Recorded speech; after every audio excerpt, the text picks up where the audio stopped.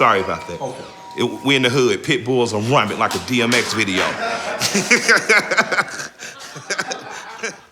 How great of effect did Dr. King have? Has he had on your life? It seems that you took up what he, and not just, what pulled me to you was your Voters' Rights Act interview. Well, you talked about the restoration of the Voters' Rights Act. And I remember thinking to myself, who the fuck is this crazy white guy? Like, it didn't even make sense to me because I have lived in Atlanta all my life and I virtually heard no black politicians angry about it. I virtually heard no black politicians outraged about it. Let me tell you, you were the only voice of outrage. Let me tell you something. This is true. I am a fierce believer in democracy. You know what? I love democracy. Yeah. I love the fact that in this room somebody disagrees with me. They say, Bernie, you're full of shit. I'm going to vote against you. Yeah. It's fine. I love it. I love people thinking about what kind of future they want. And I feel, because I've been in politics for many years, run in many elections, that these people all over America now, as a result of the Supreme Court decision to gut the Voting Rights Act, day after, they're sitting up thinking, all right, great. How do we deny people the right to vote? Yeah. They are cowards. Absolutely. They are cowards because they're afraid to contest a free and fair election. They can't win it. So they got to figure out, how do I come up with some cockamamie scheme to deny some little old lady the right to vote because she's going to vote against it? That disgusts me. Yeah. Profoundly disgusts me. So what we have got to do is in this country do what many other countries around the earth do. You're 18 years of age, you're registered to vote. Let's forget all the rest of the crap. Yeah. And if you want to commit voter fraud, you vote twice, you're going to pay a heavy price for that. Absolutely. Okay. But everybody has the right to vote. End of discussion. The other thing that I want to talk about, Mike, and I get back to the media on this, is that people think that some of the ideas that I advocate are very radical ideas. They are not radical ideas. Do you ever get up to Burlington, Vermont? I haven't been to Burlington. If at invite, though, I'll definitely All right, you're invited. I'll come. All right. We live 50 miles from the Canadian border. Okay. Canada, everybody has health care as a right. It ain't a big deal. They've had it for, 50 years or so. Yeah. It's not a big deal. Go to the UK. You been to the UK? Often. All right. Everybody has health care. Go to Scandinavia. Everybody has health care. Go to Germany. Go to France. Everybody has health care. Why are we the only major country that doesn't have health care for all of our people? Not a radical idea. Go to Germany. Kids in the United States are going to Germany. You know why they're going to Germany? They can get free tuition in college there. Yeah. Good schools. Absolutely. All right. These are not radical ideas. So. And you're not BSing because my rap partner and I, run the Jewels. We travel the world. We've been around the world about 4 times now. We did 14 months straight. I spent my summer in Europe. And the first thing I ask Americans who preach fear of a one-payer healthcare system, for instance, I say, you ever been to Europe? Most Americans, God bless them, this is a beautiful country. We have every type of terrain, every type of weather you'd like.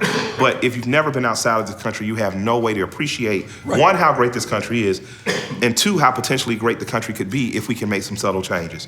And I see in Europe, I see other things working. And I'm wondering how long before we catch up, and why do we keep having to play catch up when we could see a good idea, say we can implement this idea. This is a way for us to make an American, but this is a worthy idea. Free healthcare for citizens makes sense to me. College makes sense to me because the smarter constituency you have, the smarter country, you don't have to worry about importing other smart people. You got it. You're growing your own, and that way your imports are an addition and not a necessity to the point you're leaving yourself almost vulnerable. How long before this country becomes or furthers the campaign of bullying until other countries are not willing to even cooperate with us, So I don't get into the international politics of it all, but I travel and I see things that work other places, and I know they would work. Well, this gets back to the point you raised a little while ago about greed. I don't have a problem with people making money. But I do have a problem with these guys who are worth billions spending a lot of their money and their time and their energy. You know what they're trying to do? To destroy Social Security.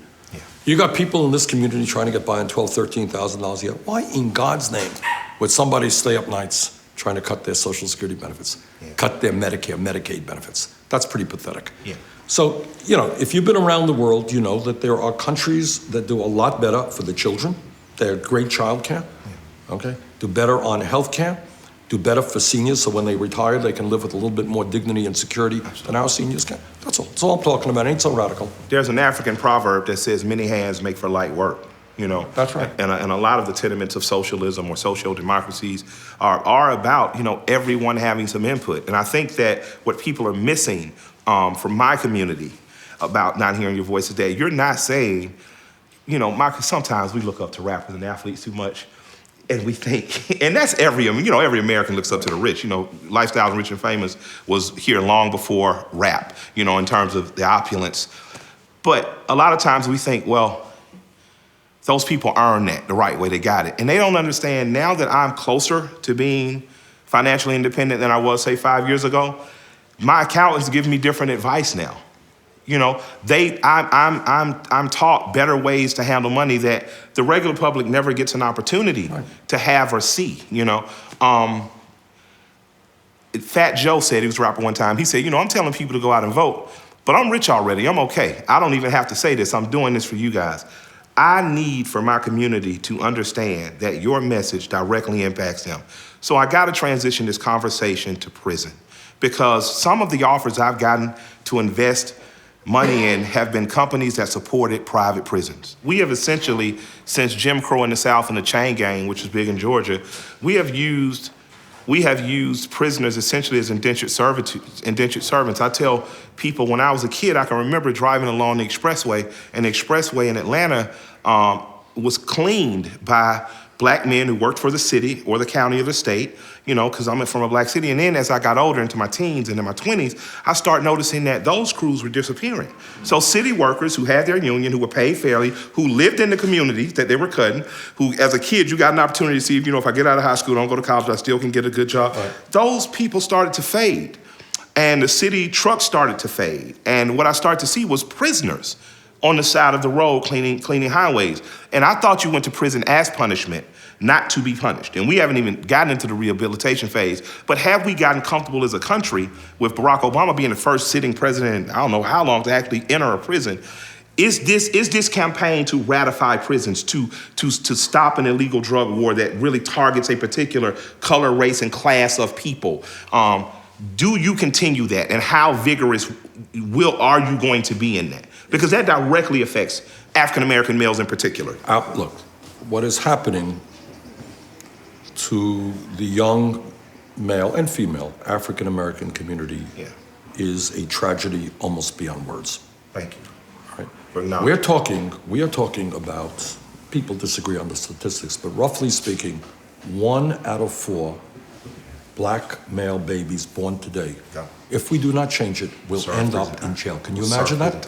Absolutely. You are talking about a higher percentage of Blacks in jail in America today than was the case under apartheid in South Africa. Absolutely. Can you believe that? All right. You are talking about hundreds of thousands or even millions of Black men who no longer have the right to vote. Absolutely. Because they were felons. Yeah. Okay. Do you change that? Oh yeah, we changed that. So felons get a restoration of right to vote. What about getting a job, Senator Sanders? Felons, the answer is yes. My state, that's already the case. Felons can vote. Wow. Why? And you got places like New York, I own a barbershop. One of the best barber schools in the nation is in one of their prisons. Yet in places like New York and even Georgia, if you're a felon, it's harder, if not impossible, to get a barber's license. Right. So not only can you not go get a job working for a corporation that exploits you, you can't even be self-employed to produce for yourself because the state doesn't allow you to. And this is a point that I think not a lot of people are aware of. They're saying, all right, it's one thing, you spent 10 years in jail, that's terrible. You got a police record, you spent 1 year in jail, right? You go out looking for the job. Guy says, okay, tell me about, you say, where were you last year? Well, I was in jail. Oh yeah, well, have a nice day. We don't need you here, right? Yeah. You're finished. It's hard to make a living, it's hard to get credit, it's hard to do the things you need. Yeah. And then what happens? Then you're often running into drugs and something else, right? And it gets worse.